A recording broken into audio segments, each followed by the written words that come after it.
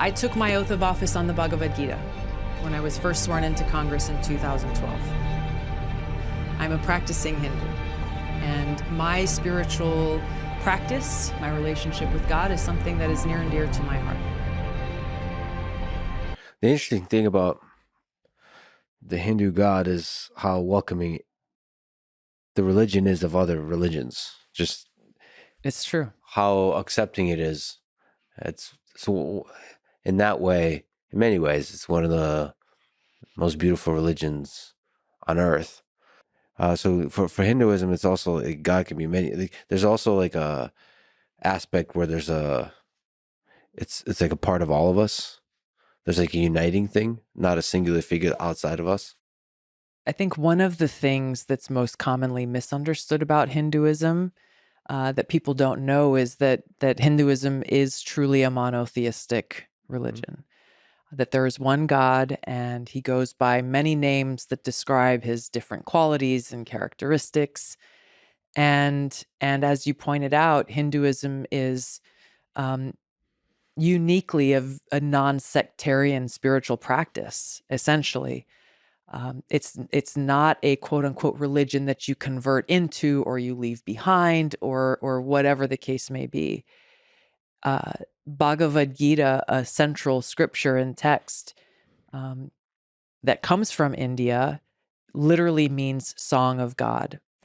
And the principles that are conveyed throughout the Bhagavad Gita are applicable to all of us. They are timeless truths that the sectarian violence and religious intolerance that we see around the world today springs from this idea that there are many gods and that each god has his own name. This is false. It's not that there are many gods competing with each other. Rather, there is one supreme Lord who has many names. And by hearing and chanting and praising the names of God, anyone from any faith or tradition can awaken and cultivate his or her natural love for him. And I'd just like to share with you a quote from the Gita that I turn to many, many times. In chapter 2, that says, "The soul can never be cut to pieces by any weapon, nor burned by fire, nor moistened by water, nor withered by the wind. This individual soul is unbreakable and insoluble and can neither be burned nor dried. He is everlasting, present everywhere, unchangeable, immovable, and eternally the same." These truths are eternal and relevant through all time. U.S. Congresswoman Tulsi Gabbard is well known for many reasons. She represents Hawaii and Hawaii's 2nd District. She's one of 2 female combat veterans ever to serve in Congress. Do you solemnly swear or affirm that you will support and defend the Constitution of the United States against all enemies, foreign and domestic? That you will... You've spoken about the value of religious faith in your life, of your Hindu faith, and seeing the Bhagavad Gita as a spiritual guide. So what role does faith in God play in your life? It's everything. It is central to who I am, what inspires me, what motivates me, where I find strength, where I find peace, where I find shelter, and where I find happiness. Allah, God is one. He has many names, which are based on his different qualities and different pastimes. We must realize and act on this fact if we want to transcend the fear and hatred that is rooted in sectarianism. So the more we grow in our love for God, the more we will love others, regardless of their nationality, their race, their religion, or any other differences that we might have with them. The more we love our neighbors, the more we will see war as a last resort for solving problems. We'll become more sensitive to the cost of war, the suffering that it inflicts upon people, other living entities, and the environment. The more we love others, the more we'll feel this natural inclination to help those who are poorer than we are in material things, as well as those who are poor in happiness or spiritually poor. The first step is we need to be cultivating our love for God. The application of there are teachings in the Bhagavad Gita, for example, that talk about bhakti yoga. Bhakti yoga essentially translates into dedicating your life, striving to develop a loving relationship with God. Karma yoga, there's a chapter in the Bhagavad Gita that speaks about karma yoga. Karma is a word that has become a part of both karma and yoga have become very common terms. But what it really means is trying to dedicate your actions in life that have, in a way that have a positive impact on others, being of service to others. And so for me growing up, I never really understood as a kid the idea of sectarianism, of one religion battling against another, because I knew and understood and experienced that the real meaning of religion was love for God. No matter what name you worship him by or how you worship, that is the real meaning of religion. And the application of that in your life is you asked, how do I see God in a personal way? I know that God is my best friend. God is my confidant. One of the things that I have always been so inspired by from the Gita, and that continues to be a reminder both in our work in Congress, but also as we look at the terrible atrocities that occur around the world, is the eternal nature of the soul. That by understanding our true identity, by understanding truly who we are, we then have the entree and the opportunity to treat each other with a deeper level of respect than just the politeness of society requires. To see each other as this common soul, as brothers and sisters, as part of a larger family and community. It gives us the opportunity to overcome so many of the differences that can divide us, and so many of the differences that cause these great conflicts around the world. Whether it's differences based on your class in society, or how much money you make, or the name that you call God when you worship, or your race, or your accent, or what country you come from. If at a very basic level we can respect each other sincerely, respect our differences, all of this is stemmed in the teachings of the Gita about who our true identity is and what our purpose in life is.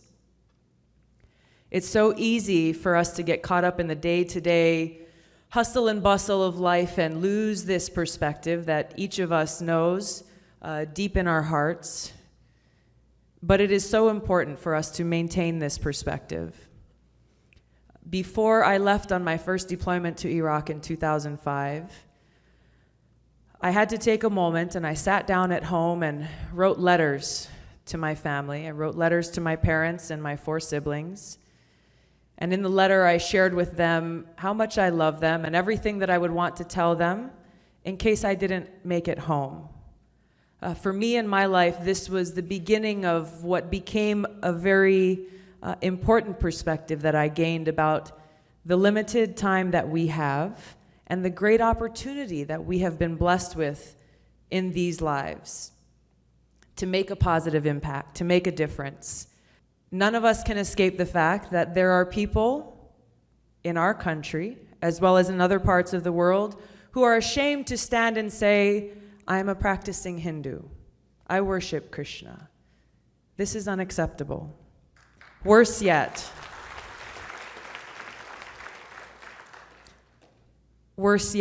there are people in some of the countries that have been mentioned already who are executed for being a practicing Hindu, for saying, I worship Sri Krishna. This is serious and this is real. The work that is being done is affecting people's lives. It not only is empowering Hindus across the country and around the world to be proud, to understand what it means to worship in a free society, but it's also educating the greater population, which is just as important, if not more so. The greater population about truly what it means to be a practicing Hindu. as well as the deeper spiritual message that lies within our practice of karma yoga and bhakti yoga, that is found in the Gita and that is common to religions and different religious practices all around the world, and is truly what is the key to finding solutions to the challenges that we as a society face. But just that I followed her career a little bit, and she is a woman, I think, who's taken the spiritual values of Vaishnavism, and she's doing her best to try to apply those in terms of giving some, we would say, enlightened leadership to the country. And she's taken many stances that weren't necessarily popular. But Abraham is my husband, my best friend, and my love. You're so kind and so caring, and you have so...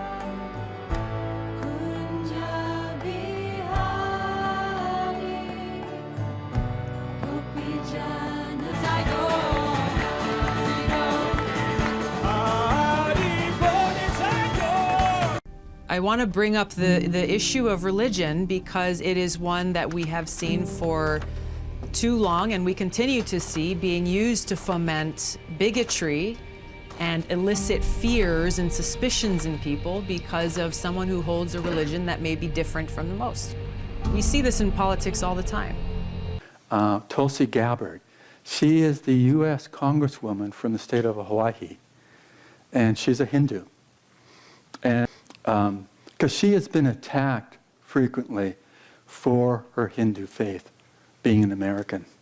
She is running for her seat in the November election, and her opponent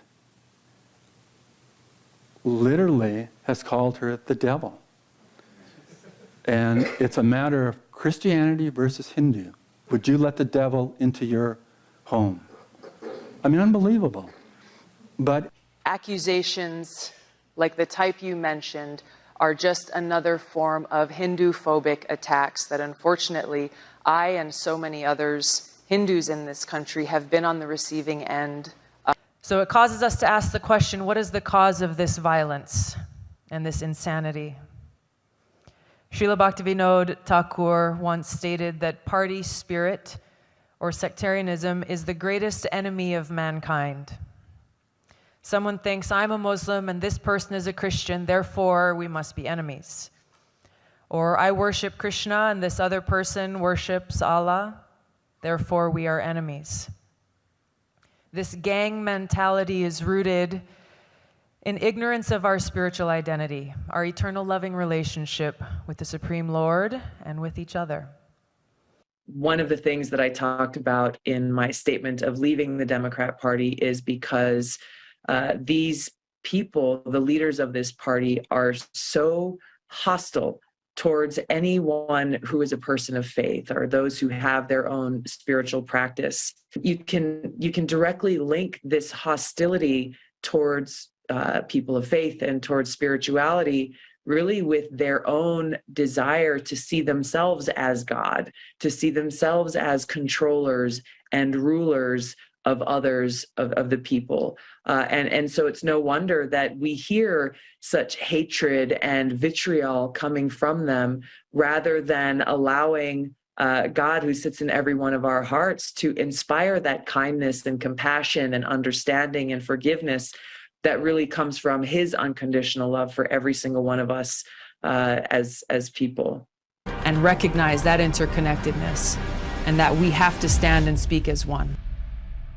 But every single one of us, no matter where the attack is coming from or who it is being targeted to, if we want to change this culture of hate and bigotry, every one of us must stand up and speak with one voice to condemn it, because an attack on one of us is an attack on all of us. Today I may be the victim, but tomorrow it may be you. Until the whole fabric of our harmonious society is ripped apart at a time of great national peril. Cultivating our love for God and our love and caring for others.